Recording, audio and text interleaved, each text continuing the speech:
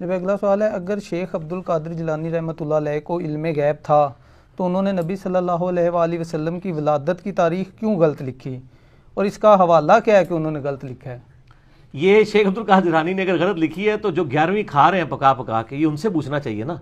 ان کا تو دعویٰ ہے کہ شیخ عبد القادر جیلانی رحمہ اللہ تعالی المتوفی 561 ہجری، جو 6 صدی ہجری میں ایک بہت بڑے عالم دین تھے، وہ مطلب غیب جانتے تھے۔ اگر وہ غیب کا علم جانتے تھے تو اتنی بڑی غلطی ان سے ہو؟ یہ جناب ان کی جو مشہور کتاب ہے نا، غنیت الطالبین، جس کو بریلوی، دیوبندی، اہل حدیث تینوں ان کی کتاب مانتے ہیں، ٹھیک ہے جی۔ امام زابی نے بھی کہا کہ ان کی کتاب ہے، ان سے پہلے بھی ابن حجر اسقلانی نے اور احمد بریلوی صاحب نے، سب لوگوں نے لکھا ہے ان کی کتاب ہے۔ صرف ایک میرا خیال عبداللہ محدث دہلوی کا انکار ہے، باقی سب کا ثابت ہے، اور یہ چھاپ رہے ہیں، بریلوی چھاپ رہے ہیں، اہل حدیث بھی، دیوبند بھی چھاپ رہے ہیں۔ اس میں آپ عاشورہ والا چیپٹر نکالیں نا، اس میں لکھا ہے کہ نبی علیہ السلام 10 محرم والے دن پیدا ہوئے۔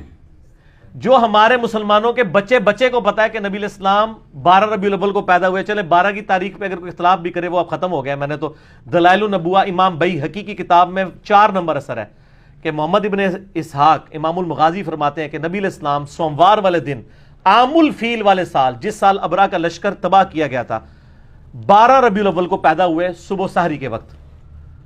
تو ربیع الاول پہ تو ویسے ہی اجماع ہے سنی شیعہ کا، ایون اصول الکافی میں بھی موجود ہے کہ نبی علیہ السلام 12 ربیع الاول کو پیدا ہوئے، جو شیعہ کی معتبر کتاب ہے۔ سنی شیعہ دونوں کی کتابیں مانتی ہیں کہ 12 ربیع الاول ہے۔ 12 پہ اگر اختلاف بھی ہے، کوئی 8 کہتا ہے، کوئی 9 کہتا ہے ربیع الاول ہی ہے۔ تو شیخ عبد القادر جیلانی کو یہ بنیادی بات نہیں پتا تھی؟ غنیت الطالبین میں لکھا ہوا ہے، شکر ہے لکھا ہوا ہے، اس لیے لکھا ہے تاکہ آپ کو پتہ چل جائے بزرگوں کو علم غیب کوئی نہیں تھا۔ اور اس لیول کی غلطی ہوئی کہ جو بچے بچے کو پتا ہے، ایڈی بڑی غلطی، 10 محرم لکھ دیا۔ چلو 10 ربیع الاول بھی لکھتے تو ہم کہتے ہیں وہ 10 میں ٹکے کچھ اور بن گیا۔ تو علم غیب کا مسئلہ بھی اللہ کے فضل سے کلیئر ہو گیا۔ زیادہ کلیئر کرنا ہے نا قرآن و حدیث کی روشنی میں تو مسئلہ 6A اور 6B دیکھ لیں، ویسے تو اتنا کافی کلیئر ہو گیا جی۔ اگلا سوال بھی اسی سے ریلیٹڈ ہے۔ امام غزالی رحمۃ اللہ علیہ نے سورج کو زمین سے 160 گنا بڑا کس بک میں لکھا ہے؟ انہوں نے احیاء العلوم میں میرا 130 لکھا ہے، کیمیاء سعادت میں تو میں نے خود نشان لگا کے رکھا ہوا ہے، JPG بھی ہم نے اگلے دن اپلوڈ کیا ہے۔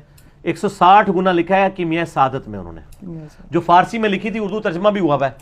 تو امام غزالی تو ان سے بھی پہلے ہیں، یہ 505 ہجری میں فوت ہوئے ہیں، اور شیخ عبد القادر جیلانی کی یہ خواہش تھی کہ امام غزالی میرے زمانے میں ہوتے تو میں ان کا شاگرد ہوتا، یہ ان سے بھی پہلے ہیں، صوفیاء کے امام ہیں۔ اور واقعی صحیح والے صوفی، خدا اورینٹڈ، بابا اورینٹڈ صوفی نہیں تھے وہ، ان کی کتابوں میں خدا کی ہی اورینٹیشن ملتی ہے، اسی کے گرد سب کچھ۔ احیاء العلوم پڑھیں، مکاشفۃ القروب، منہاج العابدین اور کیمیاء سعادت، ساری کتابوں آپ کو سینٹرڈ اراؤنڈ گاڈ ہیں۔ انہوں نے لکھا ہے 160 گنا بڑا ہے، اور ہمارے بچے کو بھی پتا ہے کہ سورج زمین سے 160 گنا بڑا نہیں، ٹھیک ہے جی، نہ جو ہے وہ 1,60,000 گنا بڑا ہے، بلکہ 13 لاکھ گنا بڑا ہے۔ اس کا مطلب ہے امام غزالی رحمۃ اللہ علیہ کو بھی علم غیب نہیں تھا، ورنہ اتنی بڑی سائنٹیفک غلطی وہ نہ کرتے۔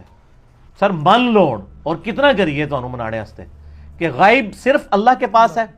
اللہ تعالیٰ اپنے بندوں میں سے جسے چاہتا ہے غیب کی خبر عطا فرماتا ہے، اور وہ بندے ہوتے ہیں صرف انبیاء۔ سورہ آل عمران کی آیت نمبر ہے 179، آل عمران 179، اعوذ باللہ من الشیطان الرجیم۔ بڑے سخت الفاظ ہیں، اس کے بعد کوئی شرم کرے گا بیان کرتے ہوئے علم غیب کسی اور کے لیے۔ اللہ تعالیٰ فرماتا ہے وَمَا كَانَ اللَّهُ لِيُطْلِعَكُمْ عَلَى الْغَيْبِ، اللہ کی یہ شان نہیں کہ ہر بندے کو غیب بتا دے، وَلَٰكِنَّ اللَّهَ يَجْتَبِي مِن رُّسُلِهِ مَن يَشَاءُ، بلکہ اللہ صرف رسولوں کو اللہ کہتا ہے کہ میری توہین ہے کہ میں ہر بندے کو غیب بتاؤں، صرف رسولوں کو بتاؤں گا۔ فَآمِنُوا بِاللَّهِ وَرُسُلِهِ، پس ایمان لاؤ اللہ اور اس کے رسول پہ۔ ابو بکر، عمر، عثمان و علی کا بھی کام ہے کہ وہ نبی کی غیب کے اوپر ایمان لائیں، اور میرا اور آپ کا بھی، اور شیخ عبد القادر جیلانی اور امام غزالی کا بھی یہی کام ہے کہ وہ صرف ایمان لے کے آئیں، غیب کا علم نہیں ان کے پاس ہو سکتا۔ وَإِن تُؤْمِنُوا وَتَتَّقُوا فَلَكُمْ أَجْرٌ عَظِيمٌ، اگر تم ایمان لاؤ گے اور تقوی اختیار کرو گے تمہارے لیے اجر عظیم ہوگا۔ اللہ تعالیٰ تو فرماتا ہے کہ یہ میری بے عزتی کرنا ہے کہ کوئی شخص کہے کہ میں ہر شخص کو غیب کی خبر دیتا ہوں۔ ایک چیز ہے بخاری مسلم میں کہ میری وفات کے بعد نبی علیہ السلام فرمایا خواب کے ذریعے اللہ تعالیٰ کسی کو کوئی بات بتا دے، اور اس کے علاوہ کوئی نہیں۔ لیکن خواب کے ذریعے بھی کیا بتائی کہ شیخ عبد القادر جیلانی نے 10 محرم حضور کی پیدائش کا دن لکھ لیا اور امام غزالی نے 160 والی یہ بات لکھ لی، اور یہاں تو لوگ کہتے ہیں جی وہ شاہ شمس تبریز نے کیا تو بھی شمس تھا میں بھی شمس، اور سورج کو پاس بلایا جناب ملتان گرمی اس لیے ہوتی ہے۔ سر ملتان گرمی اس لیے نہیں ہوتی، ہاں جی اے شاہ شمس تبریز اگر ایک کام جڑا نا سکردوش کر دے نا تو انشاءاللہ حالے تک سکردوش پھر بھی برف ہی ہوتی رہتی، ٹھیک ہے نا، وہ ایکویٹر کے جو بھی نزدیک ہوتا جائے گا تو وہ گرمی بڑھتی جائے گی۔ سر تو یہ بھی اشعار ہے، ملتان میں جو ہے نا وہ گرمی اس لیے نہیں ہوتی ہے، وہ نیچرلی ہوتی ہے گرمی ملتان میں۔ تو یہ جھوٹے واقعات ہیں۔ یہاں تو حرب و سودا بکتا ہے جس میں وہ میں نے آپ کو بتایا نا کہ مثنوی مولانا روم میں ایک جعلی واقعہ لکھا ہوا ہے کہ جی موسیٰ علیہ السلام ایک بندے کے پاس سے گزرے، وہ کہتا ہے اللہ کبھی میرے پاس آ، میں تجھے کنگھی کروں، میں تجھے نہلاؤں دلاؤں، اچھے کپڑے پہناؤں۔ تو موسیٰ علیہ السلام نے اسے کہا کہ اللہ تعالیٰ کے بارے میں یہ صفات نہ منسوب کرو، ٹھیک ہے۔ جب موسیٰ علیہ السلام اللہ کے پاس گئے تو اللہ نے الٹا موسیٰ کو ڈانٹ دیا نعوذ باللہ کہ تو میرا بندہ ہی ناراض کر چھڑے۔ تو موسیٰ اور کیا کردا، موسیٰ دی ڈیوٹی ہے لوگوں نے دسیا کہ بھی اللہ نو کنج مننا ہے، اللہ کو گڈا ہے، اللہ کی صفات ہے لیس کمثلہ شیء وہو السمیع البصیر، اللہ کی مثل کوئی شے نہیں ہے، وہ سننے والا دیکھنے والا ہے، اللہ کی صفات ہے۔ ولا تقولوا علی اللہ الا الحق، اللہ کے اوپر مت بولو سوائے اس کے جو حق ہے۔ اللہ کے بارے میں آپ نے وہی عقیدہ رکھنا ہے نا جو پیغمبروں نے بتانا ہے۔ اگر پیغمبروں کو عقیدہ نہیں پتا، ان نانگے بابوں کو پتا ہے جن کے پیچھے اللہ پیغمبروں کو ڈانٹ رہا ہے، تو سر یہ دیکھیں وہ بابے کو بچاتے ہوئے پیغمبر کو انہوں نے کہہ دیا کہ پیغمبر کو دین نہیں آتا تھا، اس نانگے کو آتا تھا۔ تو اس کا مطلب اگر پیغمبر کو دین نہ آئے تو اس کا مطلب کیا ہے؟ اس کا مطلب یہ ہے کہ اللہ کو ہی نہیں آیا پڑھانا۔ پیغمبر کو تو بعد میں دیکھیں گے نا، دیکھیں پیغمبر کون ہے؟ اللہ کا ریپریزنٹیٹو، خدا نے اس سے بھیجا ہے کہ تو نے لوگوں کو دین سکھانا ہے، اس کو تو دین نہیں آیا، ایک نانگے کو آ گیا۔ دیکھیں انجانے میں یہ لوگ کس طرح انبیاء کی بھی اور اللہ کی بھی توہین کر جاتے ہیں۔ یہ سارے یہ مولانا روم کی مثنوی کے اندر جھوٹے اور جعلی واقعات لکھے ہوئے ہیں۔ اللہ تعالیٰ ہدایت دے، ہمارے واعظین پڑھ پڑھ کے سنا رہے ہوتے ہیں۔ اور ایک اور بھی مشہور کیا جی، وہ ایک بندہ اللہ نے کہا منو انسانی گوشت چاہیے، ٹھیک ہے، ایک بندے کوئی بھی نہیں دے رہا، ایک بندے کو گیا انہوں نے کہا جی ادھروں بھی وڈ لے، ادھروں بھی وڈ لے، خدا کے لیے یار، یعنی اور پھر اللہ تعالیٰ کے پاس گئے تو اللہ تعالیٰ نے فرمایا موسیٰ تو بھی انسان تھا، تو نے اپنا جسم کیوں نہیں کاٹ کے مجھے دے دیا؟ استغفر اللہ واتوب الیہ۔ یعنی یہ شریعت بتا رہے ہیں۔ نبی تو ہر کام اللہ کی وحی سے کر رہا ہوتا ہے، جو وحی سے ریلیٹڈ چیزیں ہوتی ہیں۔ تو انسانی گوشت نہیں چاہیے، جب چاہیے تھا نا تو کوئی غلطی نہیں کھائی ہے۔ ابراہیم علیہ السلام کو اللہ نے خواب دکھائی کہ اپنے بیٹے کی قربانی کرو، تو انہوں نے، بیٹے نے بھی ثابت قدمی دکھائی، ابراہیم نے بھی۔ یہ ہے قرآن اور یہ ہے مثنوی شریف، جنہوں کہتے ہیں فارسی کا قرآن۔ اے فارسی دی قرآن ہے، عربی والا قرآن جڑا ہے نا وہ اے محمد رسول اللہ تے نازل ہویا ہے، اے ساڈا قرآن ہے، وہ تہاڈا ہوئے گا صلی اللہ علیہ وآلہ وسلم، ٹھیک ہے جی۔ علی بھائی اگلا سوال ہے۔ یار میرے کو گستاخی کراندے ہو تسی بزرگاں نے، میری کوشش نہیں ہوتی لیکن کیا کریں، نبی کی شان بیان کرنے کے لیے ضروری ہے کہ بزرگوں کی گستاخی ہو، کیونکہ جو بزرگ رسول اللہ کے خلاف کھڑے ہوئے ہیں آٹومیٹکلی ان کی گستاخی ہو جائے گی، یہ تو آٹومیٹک ہے۔ جب نبی کی شان کو آپ بیان کریں گے تو نبی کے جو دشمن ہیں ان کی خود بخود نگیشن ہو جاتی ہے۔ ایک دین وہ ہے جو اللہ نے اپنے نبی کے ذریعے ہم تک پہنچایا ہے، ایک وہ دین ہے جو بابوں نے قصے کہانیوں کے ذریعے پہنچایا ہے۔ تو یا آپ پھر نبی علیہ السلام کو مان لیں۔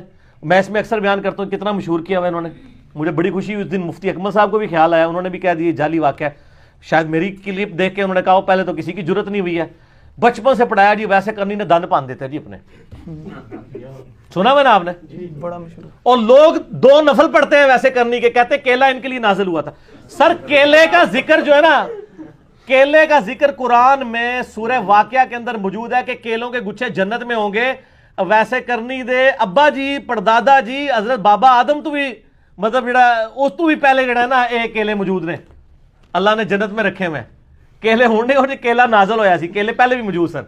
اے کہانیاں بند کرو، ورنہ کافر جو ہے نا وہ مطلب کہیں گے یہ دین کس قسم کا ہے، وہ تو آپ کو ثابت کر دیں گے کیلا کتنا پرانا ہے زمین کے اوپر، تو آپ کہیں گے ویسے کرنی کے اوپر نازل ہوا ہے کیلا، ٹھیک ہے نا۔ اور میں ایسی کہتا ہوں شکر ہے ہمارے علماء کے لیکچرز انگریزی میں نہیں ہے، ورنہ کوئی 4 گورے کلمہ بھی پڑھ رہے ہیں نا وہ کہیں گے یار یہ تو سارا فراڈ ہی ہے۔ تو مہربانی کرو انگریزی سیکھیو بھی نہ، یہی کہندے رہو کہ انگریزاں دی زبان ہے، خدا دا نہ سیکھنا ورنہ مصیبت کھڑی ہو جائے گی اسلام کے لیے۔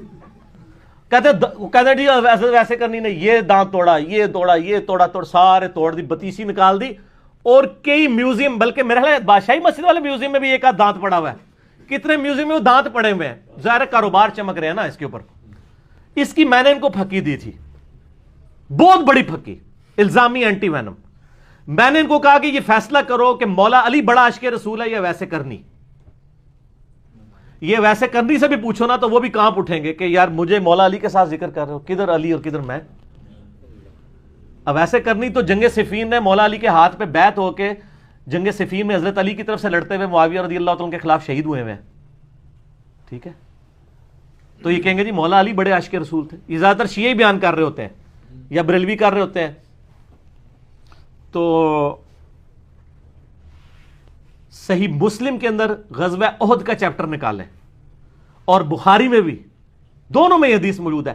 سہل ابن سعد السعدی کہتے ہیں کہ اللہ کی قسم میں جانتا ہوں, میں اب آخری صحابی بچا ہوں جس نے یہ منظر دیکھا ہوا ہے. وہ بوڑھے صحابہ میں سے تھے اور لوگ نا حج کے موقع پہ ان کو گھیر لیتے تھے, جی تسی حضور نو ویکھیا سانو دسو. میں ان آخری صحاب میں سے ایک بچ گیا ہوں جس نے احد کا یہ منظر خود دیکھا ہوا ہے. بخاری مسلم دونوں میں ہے کہ نبی علیہ السلام کے جب یہ 4 دانت شہید ہوئے تو اتنا خون نکلا کہ آپ علیہ السلام بے ہوش ہو گئے بلڈ پریشر لاس ہونے کی وجہ سے. اور میں نے دیکھا کہ مولا علی علیہ السلام اپنے تھال کے اندر, وہ جو ڈھال ہوتی ہے, ڈھال کو الٹا کریں تو برتن, اس میں پانی لے کے آئے, حضور کا زخم دھو رہے تھے اور یعنی پانی ڈالتے تھے اور فاطمہ زخم دھوتی تھی. اور جب وہ خون نہیں رکتا تھا تو سیدہ فاطمہ نے کاٹن کا کپڑا جلا کے اس کی راکھ حضور کے اس زخم پہ رکھی تو وہ زخم کا خون رک گیا. اور قرآن میں بھی ہے نا حضور کی شہادت کی خبر مشہور ہوگی, سورہ ال عمران 144, وما محمد الا رسول قد خلت من قبلہ الرسل, وہ آیت نازل ہوئی تھی. تو میں نے ان کو یہ پھکی دی ہے کہ جس شخص نے اپنے سامنے دانت ٹوٹتے ہوئے دیکھے ہیں, ویسے کرنی نے تو سنے ہی ہے نا, جس طرح اسی بھی سنے ہیں, نہ انہیں ویکھا نہ اسی ویکھا. جس نے اپنے سامنے دیکھا, کس نے؟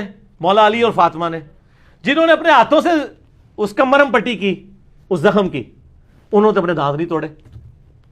جناب اے انجینئرنگ ہے, کہنا انجینئرنگ کرتا ہے.